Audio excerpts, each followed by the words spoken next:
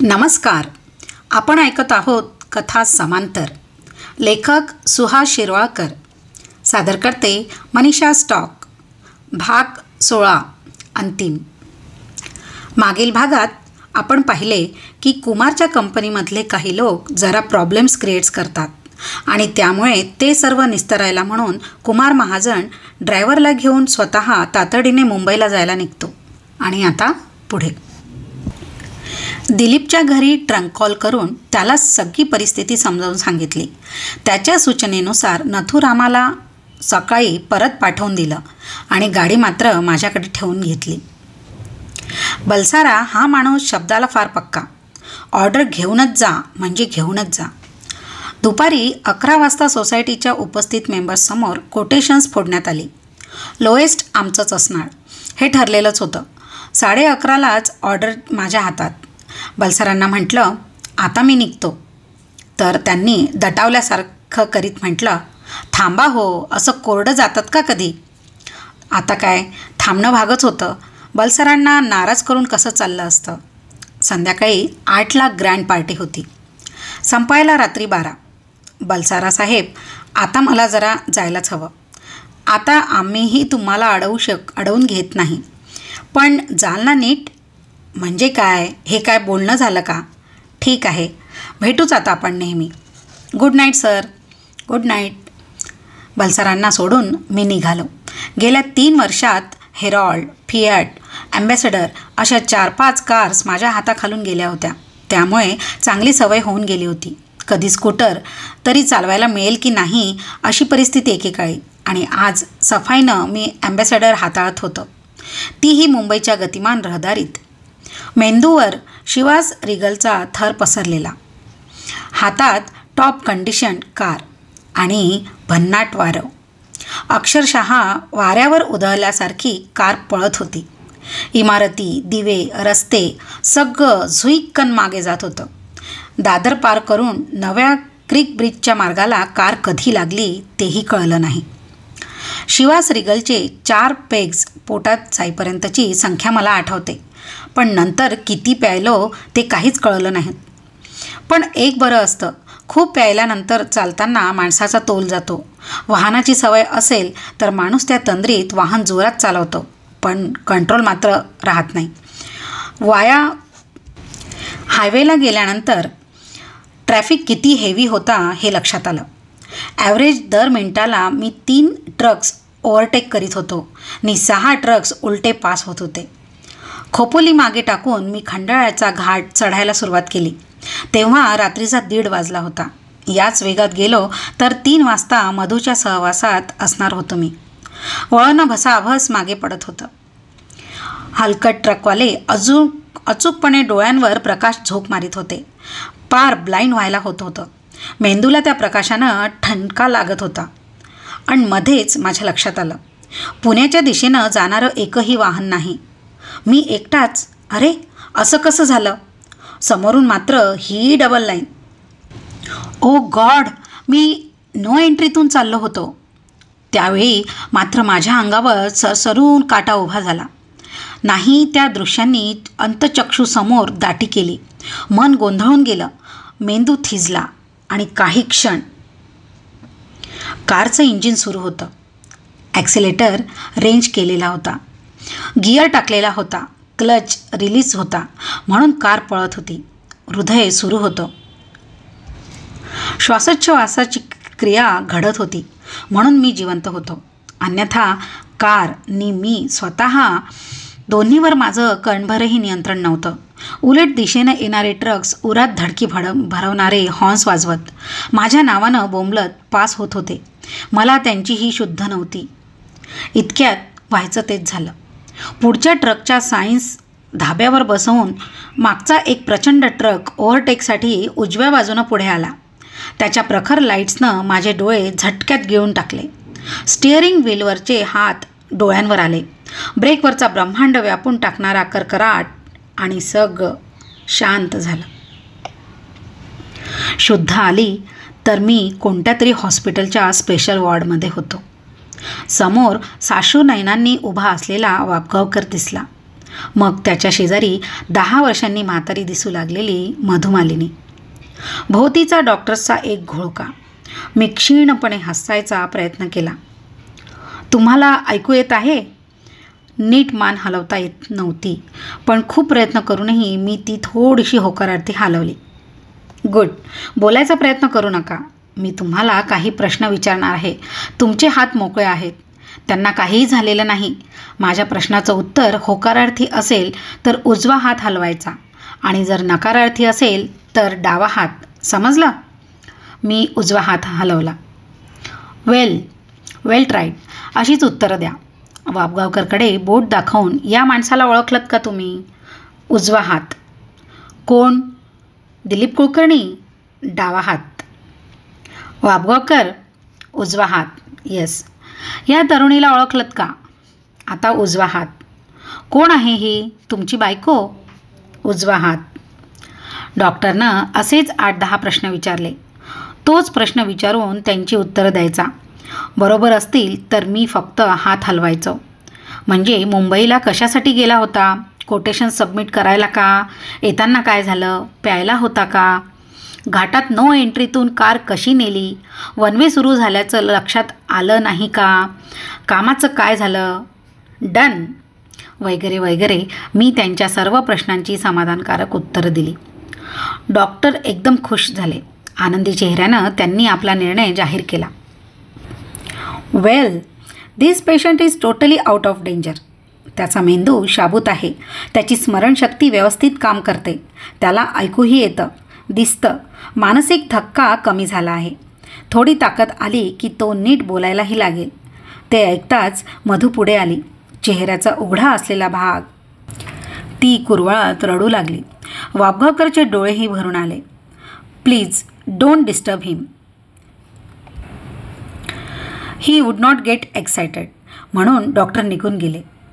Assistant doctors, medicals, स्टुडंटही त्यांच्या पाठोपाठ बाहेर पडले.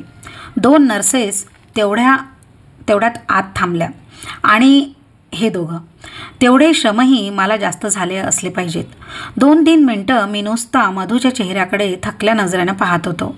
मग आपोआप माझे डोळे मिटू लागले. सगळीकडे अनंत शांतता पसरली. 4-5 दिवस असे अबोलपणे गेले. या काळात ब्लडची एक बाटली बहुतेक सतत लावलेली असायची.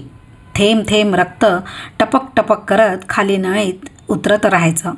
सलाईन आधी नुसतं होतं. काही इंजेक्शन्स वगैरे लावून म्हणा किंवा ब्लडच्या नळीतून दिली जायची. हळूहळू मला मोसंबीचा, संत्र्याचा रस देऊ लागला. त्यानं ताकद यायला लागली. आतून थोडी तरतरी जाणवायला लागली. 4-2 वाक्य मी बोलायला लागलो. दिलीप, वाबगावकर, मधू तिघांच्या बोलण्यातून समजलं. झालेला ॲक्सिडेंट फार मोठा होता. अपघात वाचवण्याच्या नादात ओव्हरटेक घेणाऱ्या ट्रक ड्रायव्हरनं आपला ट्रक पुन्हा आत दाबला होता. शेजारच्या ट्रकवर तो आदळला होता. माझी ॲम्बॅसेडर ट्रकच्या पेट्रोल ट्रंकवरच आपटली होती. स्फोटात दोन्ही ट्रकमधले ड्रायव्हर्स जागच्या जागी ठार झाले होते. इतर माणसं भाजली गेली होती. त्यातली 2 हॉस्पिटलमध्ये आणताना ॲम्ब्युलन्समध्येच दगावली होती. एक ऑपरेशन टेबलवर गेला होता. मला ॲडमिट केलं. तेव्हा माझी अवस्था इतकी वाईट होती की डॉक्टरांनी माझ्याबद्दल काही सांगायला नकार दिला होता. एकूण 23 दिवस मी शुद्धीत नव्हतो आणि या 23 दिवसात माझ्यावर लहान मोठ्या अशा 11 शस्त्रक्रिया करण्यात आल्या होत्या. पैकी मेंदूचं ऑपरेशन मेजर होतं. 6 तास मी ऑपरेशन टेबलवर होतो. 8 डॉक्टर्स सतत या ऑपरेशनमध्ये सहभागी होते. नंतर ऐकायला ठीक होतं, पण त्या वेळेचा तो अनिश्चित काळ मधू, वाबगावकर आणि दिलीपला कसा गेला असेल कुणास ठाऊक. कोणत्याही क्षणी ऑपरेशन रूम बाहेरचा लाल दिवा बंद होणार. गंभीर चेहऱ्यानं खालच्या मानेनं डॉक्टर बाहेर येणार. अपराधी स्वरात, सॉरी, की संपलं. तिघांनी हे 23 दिवस प्रचंड दडपणाखाली काढले असतील. एकदाचा मी शुद्धीवर ये, नाही तर मरून तरी जा बाबा, असं झालं असेल त्यांना. हो ना, अशा प्रसंगी बाहेर वाट पाहणाऱ्या माणसाच्या हाती असतं तरी काय. सगळाच अनिश्चितपणा. पण आता ते सगळं टळलं होतं. मी धोक्यातून बाहेर पडलो होतो. मृत्यूच्या रेषेपलीकडे पाऊल टाकून माझं हे परत येणं डॉक्टर बिहारींच्या शब्दात केवळ दैवी चमत्कार होता. स्वतःकडे ते कोणतंच क्रेडिट घ्यायला तयार नव्हते. खरंच इतक्या अवघड प्रसंगातून मला कोणी वाचवलं? मधूच्या प्रेमानं मला खेचून आणलं? वाबगावकर दिलीपच्या सदिच्छांनी माझं पाऊल रोखलं का? चक्रपाणीही असाच मृत्यूच्या अनुभवातून परत आला होता. त्या क्षणी मला तीव्रपणे त्याच्या डायऱ्यांची पुन्हा एकदा आठवण झाली. महिन्याभरात माझी चांगलीच प्रगती झाली होती. 15 दिवसांपूर्वीच मला इंटेन्सिव्ह केअर युनिटमधून स्पेशल वॉर्डला हलवण्यात आलं होतं. किरकोळ जखमा बऱ्या झाल्या होत्या. डोक्याचं बँडेज मात्र आणखी बेमुदत ठेवण्यात आलं होतं. त्याला मेडिकल पागोटं म्हणण्या इतपत माझं रिकव्हरी झाली होती. बसायला, हिंडा फिरायला, वाचायला मला थोडी थोडी परवानगी मिळाली होती. मग मला एक एक सुचायला लागलं. हा वाबगावकर सतत इथे कसा? तो कामावर जात का नाही? मधूला विचारलं. तेव्हा समजलं मुंबईतली कंपनीतली नोकरी सोडून तो दिलखुशला जॉईन झाला होता. त्याचा पगार सुरू ठेवून दिलीपनं त्याला 24 तास माझ्यासोबत थांबायला सांगितलं होतं. ऐकून फार बरं वाटलं. त्यातून अधिक समाधान वाटलं ते मधूच्या तोंडून हे ऐकून. वाबगावकर भाऊजी मला आता वहिनी म्हणतात. हा चमत्कार कसा घडला असावा? मधू नसताना त्याला विचारलं तर तो गंभीर चेहऱ्यानं म्हणाला, तिला ओळखण्यात मी फार चूक केली होती कुमार. तिनं तुझ्याशी अवैध संबंध ठेवले. तिच्यामुळे नीमा वहिनींनी आत्महत्या केली म्हणून माझा तिच्यावर राग होता. पण तुला इथे ॲडमिट केल्यापासूनची तिची अविश्रांत मेहनत मी पाहिली. तिला तुझ्या उशाशी बसून तासनतास तडफडून रडताना पाहिलं आणि लक्षात आलं की हिचं तुझ्यावर नितांत प्रेम आहे. या प्रसंगी नीमा वहिनीही करू शकल्या नसत्या इतकं तिनं तुझ्याकरिता केलं. आता मी माझी चूक सुधारून घेतली आहे. खरंच तू फार भाग्यवान आहेस कुमार. अशी मधू प्रत्येकाच्या वाट्याला येत नसते. वाबगावकरांच्या चांगुलपणाबद्दल माझ्या मनात कसलीच शंका नव्हती. पण त्याच्या या मतामुळे मला त्याचा एक नवीन पैलू त्यावेळी स्पष्टपणे कळला. मी समजत होतो तसा तो निर्बुद्ध नव्हता. त्याच्याजवळ निरीक्षण होतं. त्याला जाण होती. परिस्थितीचं मूल्यमापन करून त्यानुसार आपलं मत बदलण्याइतका तो लवचिक होता. वाबगावकर माझा जीव अधिकच जळला. त्याच्यावरचा विश्वास शतपटीनं वाढला. दरम्यानच्या काळात मला शेकडो वेळा चक्रपाणीच्या डायऱ्यांची आठवण झाली होती. पण 6 वर्षात त्या डायऱ्यांबद्दल मी कोणाजवळही बोललो नव्हतो. बरं, माझी अवस्था अशी की कोणाला सांगणार तरी कसं डायऱ्या आणायला? त्या बाबतीत मधूवर मी विश्वास ठेवू शकत नव्हतो. ती स्त्री होती. आपल्या नवऱ्याजवळ काही डायऱ्या आहेत नि त्या खाजगी आहेत म्हटल्यावर ती न वाचण्याचं कबूल करूनही अवश्य वाचणार होती हे उघड होतं. माझा तो प्रश्न आता मिटला. वाबगावकर तेवढा विश्वास त्याच्यावर मी टाकू शकत होतो. फक्त त्याला चक्रपाणीबद्दल सगळं सांगावं लागणार होतं. पण त्याला माझा इलाजच नव्हता. एकदा मधू नसताना मी वाबगावकरला चक्रपाणीबद्दलची सविस्तर माहिती सांगितली. तो चकित झाला. इतके दिवस मी त्याच्यापासून लपवून ठेवल्याचं त्याला वाईटही वाटलेलं दिसलं. म्हणाला, इतके दिवस तू मला अंधारात ठेवलंस कुमार. हे चांगलं नाही केलंस. माझा नाईलाज होता वाबगावकर. चक्रपाणीचं मला तशी त्याची अटच घालून ठेवली होती. मग आता तरी का सांगितलंस तू मला? आताही सांगितलं नसतंस. पण मला मधल्या दिवसांच्या नोंदी नजरेखालून घालण्याची इच्छा आहे. मला तर हलताही येत नाही. मग कोणाला सांगणार?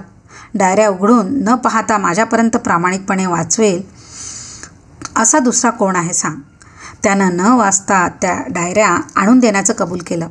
पण तो चुटपुट लागल्यासारखा तेच ते म्हणत होता. तू हे चांगलं नाही केलंस कुमार. मला आधी कल्पना मिळाली असती तर या सगळ्या दुर्घटना आपल्या टाळल्या असत्या. मी तुला वेळोवेळी परावृत्त केलं असतं.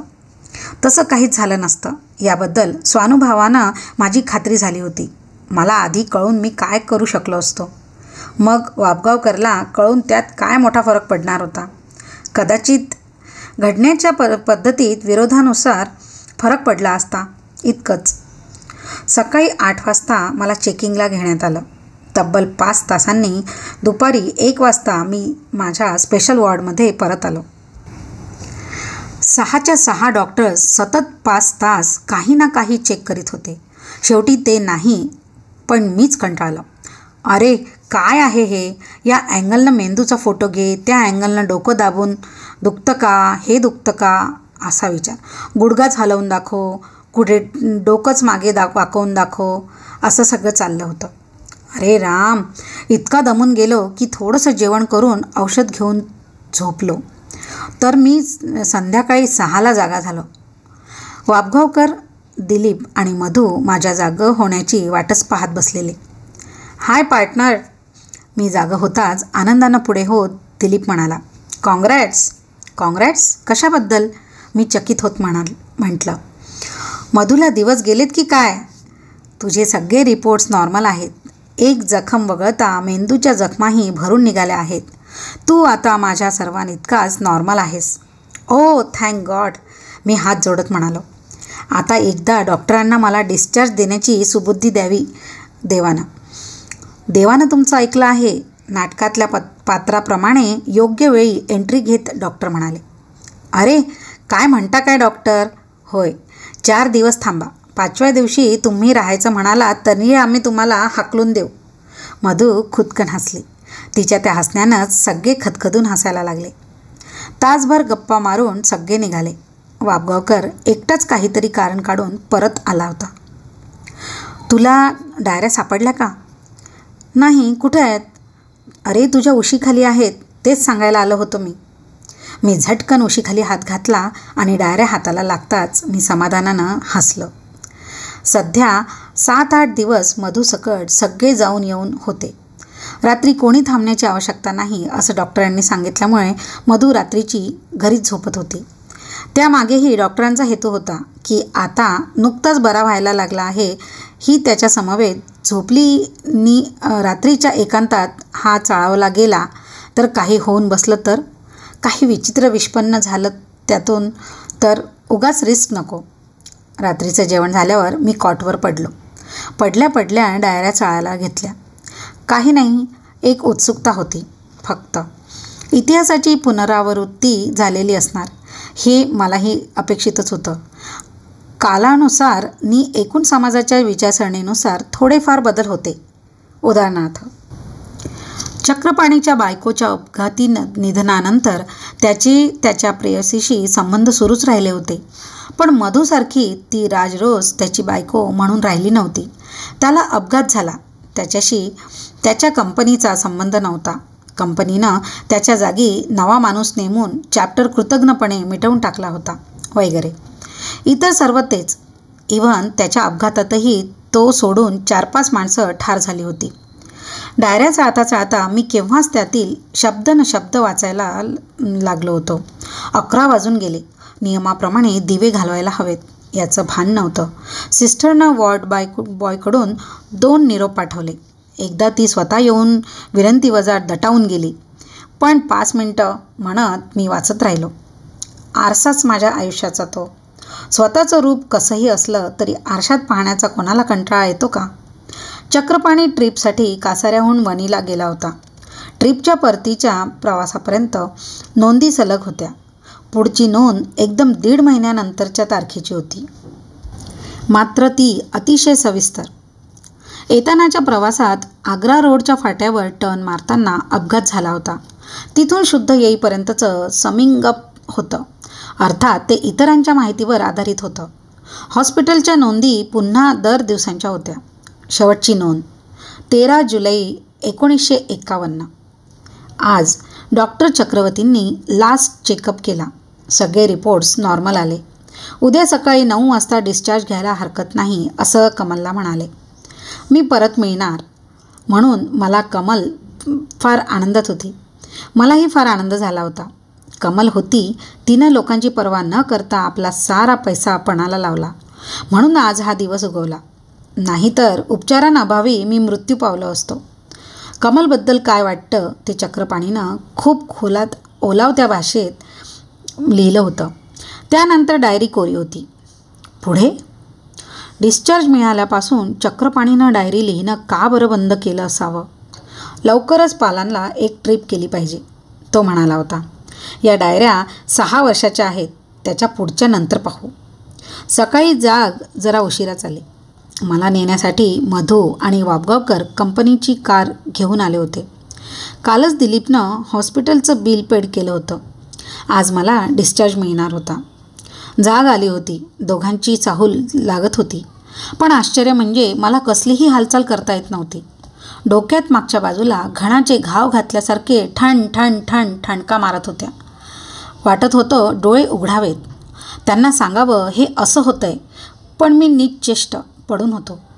वाबगावकरनं मला हलवून उठवण्याचा प्रयत्न केला. हाका मारताना प्रत्येक हाकेला त्याचा स्वर अधिकाधिक घाबरा होत होता. मधू भित्र चेहऱ्यानं उशाशी उभं राहून मला केविलवाण्या स्वरात हाका मारित होती. मग काहीतरी अभद्र घडत असल्याप्रमाणे वाबगावकर एकदम डॉक्टरांच्या नावाने ओरडत वॉर्डमधून बाहेर पळाला. मधू माझा चेहरा कुरवाळत रडायला लागली. मधू, मला काही झालेलं नाही. डोक्यात खूप कलकल होते ग, इतकंच. पण ती रात्री केलेल्या जागरणाचा वाचनाचा परिणाम असेल कदाचित. रडतेस कशाला वेड्यासारखी? मी काही तुला सोडून जाणार नाही, हे सगळं म्हणालो. पण ओठ मात्र हल्लेच नाहीत. तिला काही ऐकूच गेलं नाही. वाबगावकर पळत पळत पुन्हा रूममध्ये आला. त्याच्या पाठोपाठ 4-5 माणसं धापा टाकत आली होती. डॉक्टर बात्रा घाईघाईने पुढे आले. स्टेथोस्कोपनं त्यांनी माझ्या हृदयाचे ठोके पाहिले, नाडी तपासली. घोटाळ्यात पडून ते म्हणाले, I don't know how it happen. Malik, पेशंटला ऑपरेशन रूमला घे. सातभाई, डॉक्टर वर्टी, पंजवाणी आणि कांता बिहारीला बोलावून घे. मालिकनं धावपळ करून स्ट्रेचर आणलं. दोघांनी मला उचललं, स्ट्रेचरवर ठेवलं. मधू उरी फुटून निघाल्यासारखी रडायला लागली. वाबगावकर तेवढ्यात गदगदायला लागला. गंमतच होती. मला सगळं कळत होतं. बात्रा पक्का चालू माणूस आहे. मला काही झालेलं नसताना माझ्या माणसांना विनाकारण घाबरवून सोडत आहे हा. उठून बसू का स्ट्रेचरवर? खदाखदा हसवून दाखवू का? मग कसा होईल चेहरा यांचा? लेका, ठीक आहे, मला यातलं काही करता येत नाही आहे. करा, याचं काय करायचं ते करा. पण डॉक्टर बात्रा, लेका, नंतर तुझ्या खोटेपणाबरोबर उघडीला आणेन मी. Operation room. प्रशस्त टेबलावर मला ठेवण्यात आलं. माझ्यावर इतका मोठा प्रकाश झोत की स्टेजवर वावरत असल्याप्रमाणे मला वाटायला लागलं. छे, हे घणांचे घाव मात्र ॲट एनी कॉस्ट बंद व्हायला हवेत. बात्रा, त्याच्या मेंदूत रक्तस्राव होतोय. ओ गॉड, काय करायचं? ऑपरेशनचा निर्णय घ्यायचा. हो, त्याच्या घरच्यांची सही घ्या. पंजवाणी तयार कर. 1 सेकंदही वाया जाऊ देऊ नकोस. बिहारी, चल लवकर. Okay, let us try. कोणीतरी मला ऑक्सिजन लावला. कसकसली इंजेक्शन्स भसा देण्यात आली. लेखो, उगाच डोकं कापणारा माझं तुम्ही. कापा. मला काही करता येत नाही आहे म्हणून. पण स्नायू रिलीज झाले आणि हालचाल करता यायला लागली की बात्रा, नाही तुझ्या मुस्कटात मारली तर नावाचा कुमार नाही. मुद्दाम जोरजोरात श्वास घ्यायचा की ऑक्सिजन कंट्रोल करायला यांची धावपळ. जरा श्वास रोखून धरला की यांची हवेलंडी. डॉक्टर, विस्परिंग टोनमध्ये ओरडा व्हायचा. अरे, या बात्रानं केवढं डोकं कापून ठेवलं आहे माझं. आपल्याला कसं काही कळलं नाही. कमालच आहे. मांडलं साल्याला. वेड्या, पाकिटमार तरी व्हायचंच ना. खिसा कापल्यानंतर 2 महिन्यांनी कळलं असतं माणसाला. हां, इथेच काय तुझं स्किल दाखवायचं ते तिथे दाखव रे बाबा. हां, ठणका जरा कमी होतो आहे. डॉक्टर, हार्टबीट्स इरेग्युलर होतं आहे. ओ गॉड, पंपिंग कर. मालिक, don't let him die on the operation table. असं होय रे, तुला काय काळजी? तर मी काय ऑपरेशन सुरू असताना मरू नये? नंतर मेलं तर तुझी काही हरकत नाही का रे? बसू का उठून? अर्जंट तुझ्याच हार्टचं ऑपरेशन करावं लागेल की आता. एनिवे डॉक्टर, मधू तू पण ऐक. आपण समजतो तेवढं हे फिलिंग काही वाईट नसतं. आतून कसं हलकं सुंदर काहीतरी वाटायला लागलं आहे. डोक्याच्या वेदना एकदम शांत झाल्या आहेत. Don't talk you fools. उगाच कशाला आरडाओरडा करतायत. ओ नो, मलिक, काय झालं? Sir, heartbeats are stop. What? He is dead. असं मी मेलो असं भासवताय का रे? आता फार झालं. उठलंच पाहिजे आता मला. नाहीतर मला काही बोलता येत नाही, काही हालचाल करता येत नाही म्हणून साले डेड म्हणून जाळूनही टाकतील कदाचित. शरीरातल्या सर्व शक्ती एकवटून मी ऑक्सिजन मास्क काढून टाकला. सरळ उठून बसलो. डोळे उघडून पाहतो तर बात्रा तारवटल्या नजरेने टेबलाकडे पाहत होता. त्याच्या चेहऱ्यावर घामाचे थेंब तरारले होते. Inform his relatives. पंजवाणी जड पावलांनी ऑपरेशन थिएटरच्या दरवाजाकडे चालू लागला. मी सरळ उठून त्याच्या मागे. बाहेर आलो तर अतिशय हलकं आणि स्वच्छ वाटत होतं. उडता येईल असं मोरपीस झालं होतं माझं शरीर. बाहेर हे तिघं दरवाजासमोर डोळे लावून बसलेले. डॉक्टर. सॉरी. पंजवाणी खाली मान घालून निघून गेला. मधू एकदम हिस्टेरिया झाल्यासारखी किंचाळून बेशुद्ध पडली. वाबगावकर लहान मुलांसारखा ओक्साबोक्षी रडायला लागला.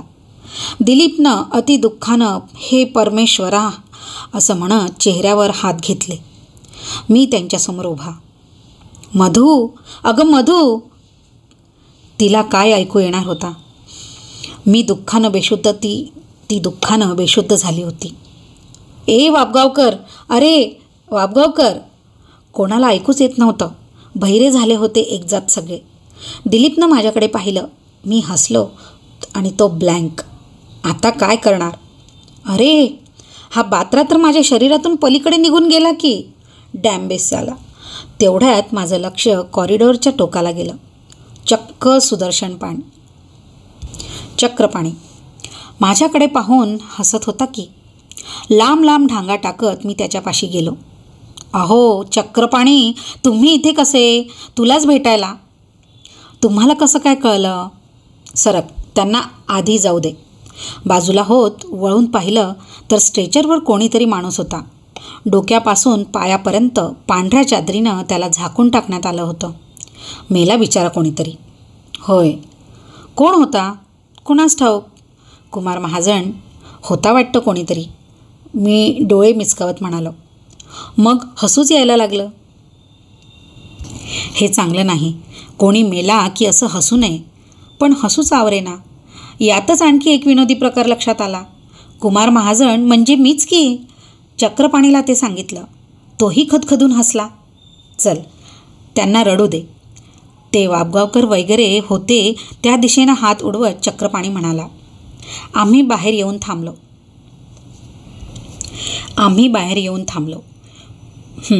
बोल कुमार.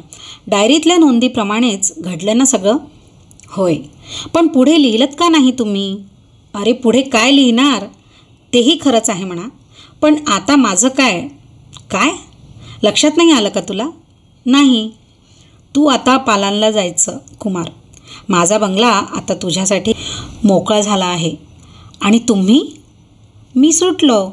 मग मी कधी सुटणार? काळजी करू नकोस. माझी सुटका झाली आहे. त्या अर्थी तुझीही नक्कीच होणार.